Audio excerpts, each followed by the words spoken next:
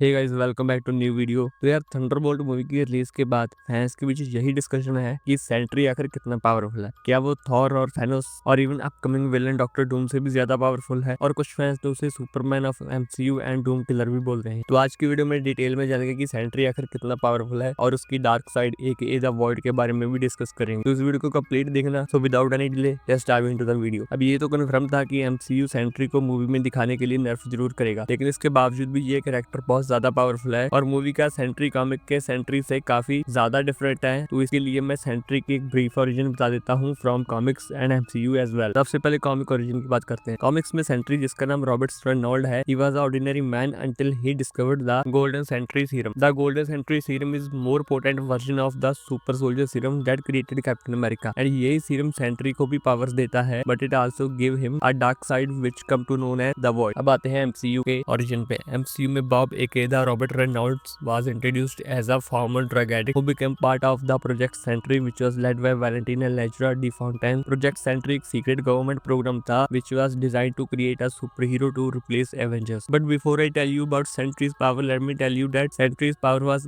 nerfed by 10,000 times in movie compared to comics. Comics में Sentry के पास millions of exploding suns की power है, but in the movie he has only thousands of exploding suns power. But honestly it didn't change anything. Sentry अभी भी बहुत ज्यादा powerful है। For example, when sun will die तो ये tremendous amount of energy को release करेगा, approximately 10 to the power 37 joule. ये इतनी एनर्जी जो कि सन अपने पूरे 10 बिलियन लाइफ ईयर्स में रिलीज करेगा। और सेंट्री के पास इससे भी ऑलमोस्ट 1000 टाइम्स ज्यादा पावर है। इसका अंदाजा तुमको इस बात से भी हो जाएगा कि जो कैप्टन मार्वल की पावरफुल फॉर्म है, बाइनरी फॉर्म, वो सिर्फ एक स्टार लेवल की ही एनर्जी को होल्ड कर सकती है। So technically and statistically Sentry is way more powerful than Captain Marvel. अगर सेंट्री को थॉर के साथ भी कंपेयर करें तो थॉर जब एवेंजर्स इन्फिनिटी वॉर में नोवर गया था तो उसने एक न्यूट्रन स्टार की एनर्जी को सर्वाइव किया था। But now Thor is even more powerful than his older version of Infinity War. But since I already told you about Sentry's power and we all have seen it in the Thunderbolt, so I can say that कि फिलहाल तो Thor Sentry को नहीं हिरा सकता। Sentry has a super strength, speed, flight, and invulnerability. Apart from this, he also have some psychic powers like telepathy and telekinesis. और not to mention कि ये तो बस उसकी नॉर्मल फॉर्म्स की ही पावर है। But when he transforms into the Void, तो उसके पास रियलिटी वार्पिंग की भी पावर आ जाती है। और उसकी डार्क फॉर्म द वॉइड वो सिर्फ इमेंसली पावरफुल ही नहीं है, बल्कि he is a pure evil. ये समझो कि अभी तक एमसीयू में जितने भी इविल कैरेक्टर देखे हैं, अगर उनको उससे कंपेयर किया जाए तो वो सभी कैरेक्टर्स आपको अच्छे लगने लगेंगे। और मैं ये ऐसे ही नहीं बोल रहा हूँ, कॉमिक्स में द वॉइड ने बहुत से ऐसे काम किए हैं जो कि कोई नॉर्मल पर्सन सोच भी नहीं सकता। सेंट्री की रियलिटी वार्पिंग की पावर काफी डेंजरस है और ये पावर डीसी के डार्क साइड की ओमेगा सेक्शन से बहुत ज्यादा रिजेंबल करती है। ओमेगा सेक्शन, जिसको डेथ दैट इज लाइफ भी कहा जाता है, डार्क साइड की ओमेगा बीम जब किसी को हिट करती है तो वो मरता नहीं, इंस्टेड ट्रैप हो जाता है एक डार्क एंड डिस्पेयर के एंडलेस साइकिल में, जो कि एक लिविंग हेल्थ से कम नहीं है। तो सेंट्री की रियलिटी पॉकेट रियलिटी वार्पिंग की पावर भी कुछ ऐसे ही काम करती है। और सेंट्री उस टीयर का कैरेक्टर है जिनको फाइट करने के लिए किसी की हेल्प की जरूरत नहीं है। ये अकेले ही अपनी ब्रूट स्ट्रेंथ के दम पर पूरी फाइट का आउटकम बदल सकता है। So that's it, this was the video about how really powerful Sentry is. I hope you enjoyed it. Do hit the like button. See you in the next video. Till then bye.